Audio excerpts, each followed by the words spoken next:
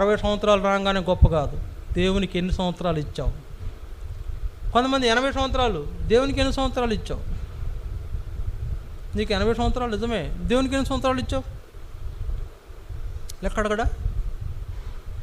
ఆయన ఇచ్చిన జీవితం, ఆయన ఇచ్చినటువంటి ఆయుష్కాలం, ఆయన ఇచ్చిన బలము, ఆయన ఇచ్చిన ఆరోగ్యం, ఆయన ఇచ్చిన గాలి పీలుస్తున్నావు, ఆయన ఇచ్చిన ఆహారం తింటున్నావు, ఆయన ఇచ్చిన నీళ్లు తాగుతున్నావు, ఆయన ద్వారానే బతుకుతున్నావు. ఆయనకి కొంచెమైనా లోబడ నిన్ను లెక్క అడగడా అనుకుంటున్నావా? అడగడా? ఖచ్చితంగా అడుగుతాడు. దేవుడు ఖచ్చితంగా అడుగుతాడు. ఆయన పక్షపాతం లేనివాడు, ఒకరిని అడిగి ఇంకొకరిని విడిచిపెట్టే రకం కాదు. ఏదో వీడిని గట్టిగా పట్టుకొని మరొకరిని వదిలేసే రకం కాదు. అందరినీ పక్షపాతం లేకుండా లెక్క అడుగుతాడు. మనకు ఎవరికి ఇది ఎవరికి? భూలోకంలో ఉన్నటువంటి నిందల్లో శ్రమల్లో ఉన్న వాళ్ళకి కాదండి ఇది. మధ్యాకాశంలో ఉన్న సంఘానికి వేయబడే ప్రశ్న, నీకు ఇన్ని సంవత్సరాలు ఆయుష్కాలం ఇచ్చావు, ఇస్తే నా కొరకు ఎన్ని సంవత్సరాలను ఉపయోగించావు? నీకు ఎంత జీతం ఇచ్చాను, ఎంత ధనం ఇచ్చాను, ఈ ఎంత ధనాన్ని నువ్వు దేనికి ఉపయోగించావు? నీకు ఇచ్చిన ధనంలో నా కొరకు ఎంత ఖర్చు చేశావు? అడగడా? సంఘంలో ఏం అవసరం ఉంది ఎప్పుడైనా చూసావా అని అడగడా? మీ పాస్టర్ గారు అన్నం తింటున్నాడో లేదో ఎందుకు పట్టించుకోలేదని అడగడా? లేకపోతే మీ మందిరంలో పేదవాళ్ళు ఉన్నారు, పేదవాళ్ళు నీ మందిరంకి వస్తున్నప్పుడు నీ పక్కనే కూర్చున్నప్పుడు వాళ్ళ అవసరం తెలిసిండి కూడా నువ్వు ఏమి చేయలేదేంటని అడగడా?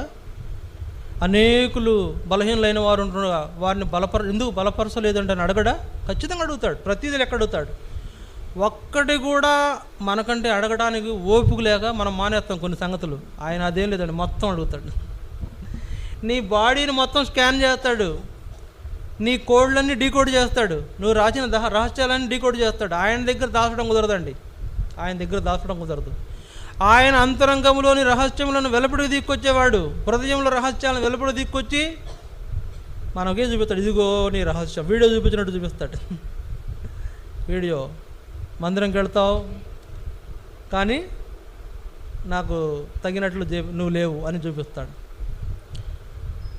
కొంతమంది మందిరానికి వస్తారు, నిద్రపోవడానికి వస్తారు కదా. కొంతమంది మందిరానికి కాలక్షేపానికి వస్తారు, వెళ్తున్నారుగా మనం కూడా కాసేపు కూర్చో ఎన్ని అడుగుతాడండి దేవుడు ఖచ్చితంగా. మందిరానికి ఇన్ని దినాలు వెళ్ళావు, సరే ఎందుకు మందిరంలో నువ్వు నిర్లక్ష్యంగా ఉన్నావు?